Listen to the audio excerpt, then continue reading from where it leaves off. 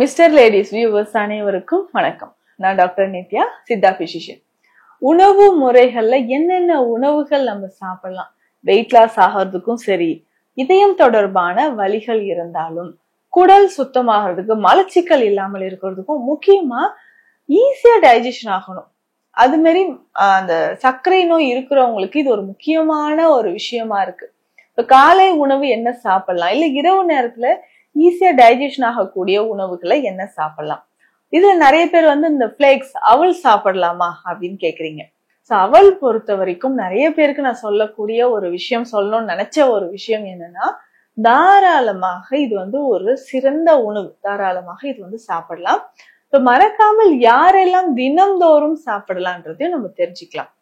இதுல முக்கியமாக நம்ம சமைக்கிறதுக்கு ரொம்ப ஈஸியான ஒரு வழிமுறை தான் இந்த அவல் அப்படின்னு சொல்றோம். ஒரு குயிக்கா நம்ம 2 மினிட்ஸ்ல நல்லா டேஸ்டியா சாப்பிடணும்னா அவல் எடுத்துக்கலாம். அதனோட சேர்ந்து அதிகமான மருத்துவ குணங்கள் இதுல இருக்குன்னு சொல்லும் பொழுது நமக்கு ரொம்ப ரொம்ப பலன்களை தரக்கூடியது. சுகர் பேஷண்ட்ஸ் முக்கியமாக இது சாப்பிடலாம். எந்தெந்த மாதிரியான அவல்ல என்னென்ன பலன்கள் இருக்கு அப்படின்றத நம்ம சொல்றோம். முக்கியமாக பார்த்தோம்னா அவல் சாதாரணமா வெண்மை நிறத்துல நம்ம பார்த்திருப்போம். அதுலயே கெட்டி அவல் அப்படின்னு சொல்லுவாங்க. நார்மலா இது நம்ம பாக்குறோம். இதுல நம்ம இன்றைய பார்த்தோம்னா இந்த நிறைய பேருக்கு இந்த அவேர்னஸ் வந்துருச்சு. ஏற்கனவே இந்த சிறுதானியங்கள்லாம் நிறைய பயன்படுத்துறோம். இந்த சிறுதானியங்களை பயன்படுத்தும் பொழுது எங்களுக்கு நிறைய மாற்றம் உடல்ல தெரியுது, வெயிட் லாஸ் ஆகுது அப்படின்னு சொல்றீங்க. அந்த மாதிரி ரொம்ப லைட்டா இருக்கக்கூடிய ஒரு ஃபுட். இப்போ அவல்னா ஒரு வெந்நீர் ஊற வச்சோமா, ஒரு 2 மினிட்ஸ்ல தண்ணீர் வடிச்சுட்டு அது ரெடி ஆயிடும். அதனோட நம்ம வேற ஏதாவது சேர்த்தும் சாப்பிட்டுக்கலாம். அந்த மாதிரி இந்த சிறு தானியங்கள்ல நமக்கு இப்போ அவல் நிறைய இடங்கள்ல மார்க்கெட்ல அவைலபிளா இருக்கு. சிறுதானியங்கள்ல செய்யக்கூடிய அவல் வகைகளை நம்ம சாப்பிடும் பொழுது உடல்ல என்னென்ன மாற்றங்கள் நடக்குது இதையும் நான் சொல்றேன். முக்கியமா பார்த்தோம்னா நிறைய பேருக்கு உடல் எடை குறைதலுக்கு முக்கியமான ஒரு டயட் அண்ட் ஹெல்த்தியான ஒரு டயட், சைடு எஃபெக்ட்ஸ் எல்லாம் எதுவும் இல்லாம ரொம்ப செலவு இல்லாம நம்ம வெயிட் லாஸ் பண்றதுக்கு இது ஒரு முக்கியமான ஒரு உணவு பொருளாக இருக்கு. சரி, இதை நம்ம எப்படி பயன்படுத்தலாம் அப்படின்னு பார்த்தோம்னா, இந்த அவல் தண்ணீர்ல ஊற வச்சுட்டு ஒரு 2 நிமிஷத்துல தண்ணி வடிக்கும் போது இது ரெடி ஆயிடும்.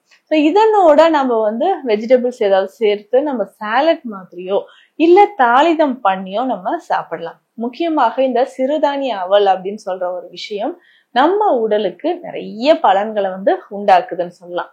நிறைய பலன்கள் அப்படின்னு சொல்லிட்டு பார்க்கும்போது இந்த சிறுதானியங்கள்ல இந்த கேழ்வரகு ரொம்ப முக்கியம்.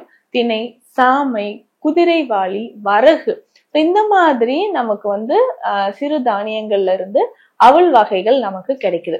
இந்த அவல் வகைகளை நம்ம பயன்படுத்தும் பொழுது கொஞ்சம் கொஞ்சமாக உடல்ல நிறைய மாற்றங்கள் உண்டாகிறத நம்ம பாக்குறோம். வெயிட் லாஸ் ஆகிறதுக்கு அவல் ரொம்ப ரொம்ப சிறந்தது. சரி, இதற்கு அடுத்ததாக வேறு எப்படி இதை பயன்படுத்தலாம்? முக்கியமாக இந்த சிவப்பு அவல் இருக்கு இல்லைங்களா, இது சர்க்கரை நோயாளிகளுக்கு ரொம்ப ரொம்ப சிறந்தது. காலையிலே இந்த அவல் நல்லா ஊற வச்சுட்டு இதனோட கொஞ்சம் வேர்க்கடலை சேர்த்தோ இல்ல ஃப்ரூட்ஸ் எல்லாமே சேர்த்தோ இல்ல வெஜிடபிள் சேர்த்தோ சாலட் மாதிரியோ நம்ம பயன்படுத்தலாம்.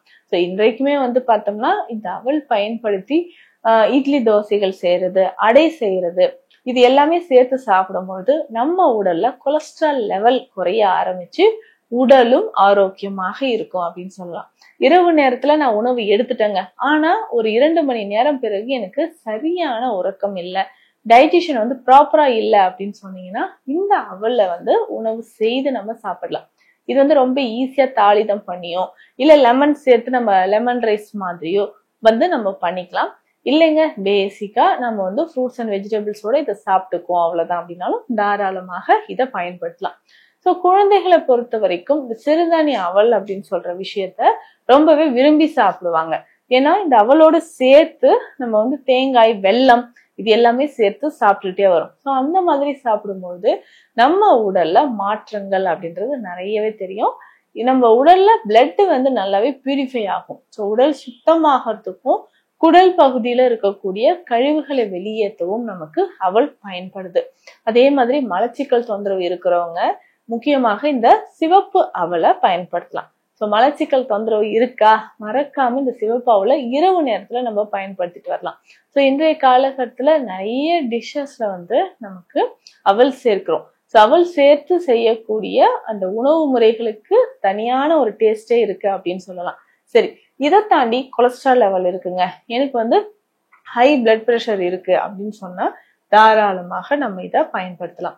ஸோ ஒரு நாளைக்கு ஒரு வேளையாவது இந்த அவல் உணவை பயன்படுத்தும் போது ரொம்ப ஈஸியா நமக்கு உடல் பருமன் வந்து குறைய ஆரம்பிச்சு ரத்தத்துல இருக்கக்கூடிய கழிவுகளானது வெளியேற ஆரம்பிக்குது. ஸோ தொடர்ந்து வந்து இதை நம்ம தினந்தோறுமே பயன்படுத்தலாம். ஸோ அதற்கு அடுத்ததாக குடலை சுத்தமாக்குறதுக்கு இதனோட சேர்த்து நம்ம வந்து கடுக்காயோ இல்ல நிலாவாரை பொடியோ பயன்படுத்தும் போது உடல்ல நிறைய மாற்றங்களானது தெரிய ஆரம்பிக்குது. ஸோ இந்த பதிவுல அவள் நம்ம சாப்பிடும்போது யார் யாரெல்லாம் சாப்பிடலாம், எப்படி சாப்பிடலாம் என்ற அளவு முறையை உங்களுக்கு நான் சொல்லியிருக்கேன். நிச்சயம் உங்களுக்கு யூஸ்ஃபுல்லா இருக்கும்னு நினைக்கிறேன். மீண்டும் அடுத்த பதிவில் சந்திக்கலாம். நன்றி.